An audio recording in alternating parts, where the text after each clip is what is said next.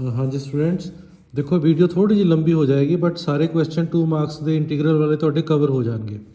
तो इस क्वेश्चन ਨੂੰ देखो किमें करना है, क्यूब है नीचे स्क्वायर है, तो पहले आप ओपन करते हैं क्यूब ਨੂੰ, ठीक है। A cube minus B cube minus 3a square B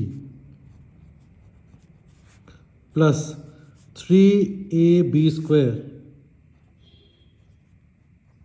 इतना आ गया, ठीक है जी।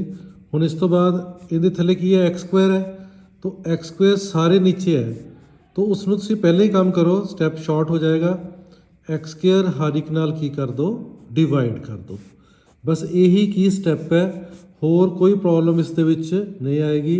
होल डी एक्स, तो ये आ गया तुहाडे कोल x minus 64 upon x square minus 12 plus 48 over x whole D x, ठीक।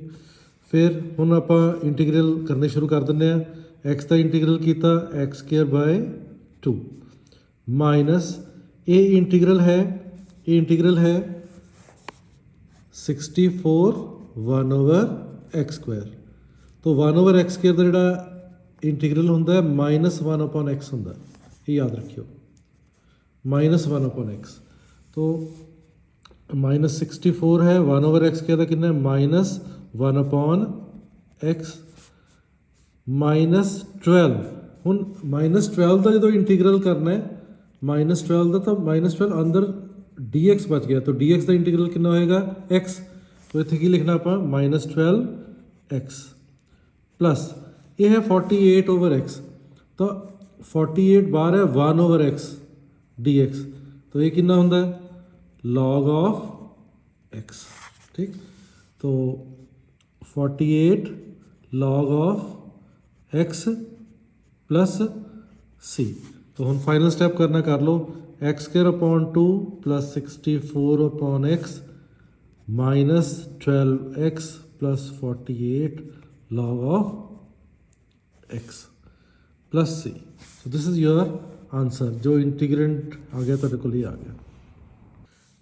नेक्स्ट क्वेश्चन ये है 1 अपॉन 1 माइनस साइन एक्स है डी एक्स, तो इसनों किमें करना क्वेश्चन ਨੂੰ check it 1 minus sine x into 1 plus sine x upon 1 plus sine x integral 1 plus sine x और नीचे a माइनस बी और a plus b, the formula a square minus b square 1 the square 1 minus sine square x d x, right.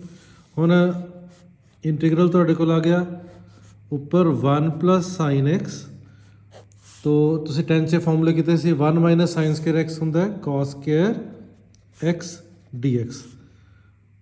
Next जिवें हम आप पहले किया सीगा, देखो इसनों सपरेट कर लिया सी ना, डिवाइड कर लिया सी, बिल्कुल उस तरीके नाल इसनों कर लो 1 अपॉन कॉस स्क्वायर एक्स, ठीक, plus sine x upon cos square x d x.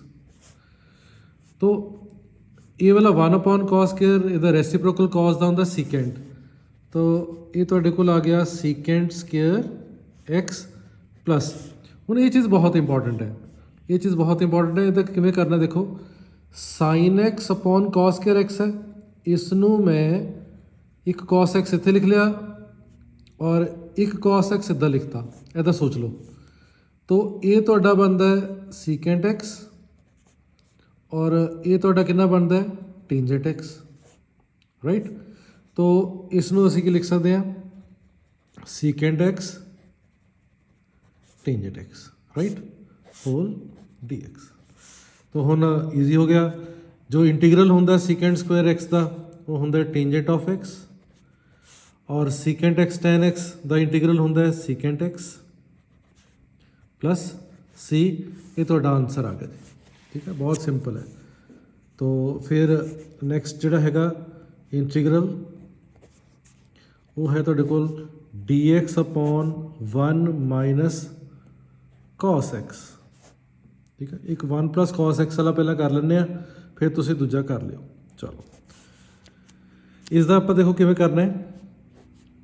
ਇਸ 'ਚ ਤਾਂ ਆਪਾਂ ਨੇ ਇੱਦਾਂ ਕਰ ਲਿਆ, ਲੇਕਿਨ 1 + cos x ਦਾ ਸਿੱਧਾ ਹੀ ਫਾਰਮੂਲਾ ਹੁੰਦਾ ਸਾਡੇ ਕੋਲ ਹਾਫ ਐਂਗਲ ਵਾਲਾ 2 cos ਸਕੁਅਰ x/2 ਰਾਈਟ। ਹੁਣ ਫਿਰ ਉਹੀ ਗੱਲ ਹੈ, ਹਾਫ ਨੂੰ ਲੈ ਜਾਓ ਬਾਹਰ ਔਰ ਨੀਚੇ ਕੀ ਹੈ 1/cos ਸਕੁਅਰ ਹੈ। ਤਾਂ cos ਦਾ ਰੈਸੀਪ੍ਰੋਕਲ ਹੁਣੇ ਤੁਹਾਨੂੰ ਦੱਸਿਆ ਕੀ ਹੁੰਦਾ ਸੀਕੈਂਟ, ਇਹ ਸਕੁਅਰ ਹੈ। तो इत्थे की लिख लेना है सीकेंट स्क्वायर x/2 dx, ये इंपॉर्टेंट है। तो हुण सोचो कि जदों साडे कोल इसका इंटीग्रल होएगा, इत्थे थोड़ी जी मिस्टेक हो जाती है। अगर सीकेंट स्क्वायर x हुंदा तो इसका कितना आंसर आना सी 10x राइट, पर इत्थे की हैगा हाफ है। तो 10x/2 नाल नीचे असीं करते हैं जो ये लीनियर है उसका कोफिशिएंट वो लिख लिया करो, कितना हाफ, नीचे लिख लिया हाफ। मतलब उसकी डिफरेंशिएशन होंगी है x/2 की, तुम बस सीधा देखा करो हाफ है। तो ये तुहाडे कोल आ गया हाफ टेंजेंट x/2 और इसनों रेसिप्रोकल 2/1, तो 2/1 नूं असीं इत्थे लिख दिंदे हां प्लस c, तो आंसर आ गया 10x/2 plus c। So this is the answer. आ तो कैंसल हो गया ना, ठीक है। ये क्वेश्चन जिहड़ा है तुसी कर लेना राइट। ये क्वेश्चन जिहड़ा है तुसी हुण करना है, आप ट्राई करना है। तो हुण आप एक ऐसा क्वेश्चन करते हैं जिस दे विच सारा कुछ इकट्ठे आ गए, ठीक। तो फिर वही हाफ एंगल वाले फॉर्मूले इत्थे लगा लांगे, 2 sin स्क्वायर x/2 नीचे होंदा 2 cos square x/2 dx, cancel out हो गया। तो sine theta upon cos theta tangent theta होंदा राइट। तो ये कितना आ गया tan square x/2 dx right. हुण फिर उत्थे जो tan स्क्वायर का डायरैक्ट इंटीग्रल तुसी ना करा करो, उन्होंने सीकेंट कन्वर्ट कर लिया करो। तो फॉर्मूला साढ़े कोल हुंदा है tan square theta equals to secant square theta -1। तो ये फॉर्मूला आप इत्थे लाया, tan स्क्वायर थीटा है, थीटा कितना x/2, तो इसका फॉर्मूला लिख लिया सीकेंट स्क्वायर x/2 -1 dx।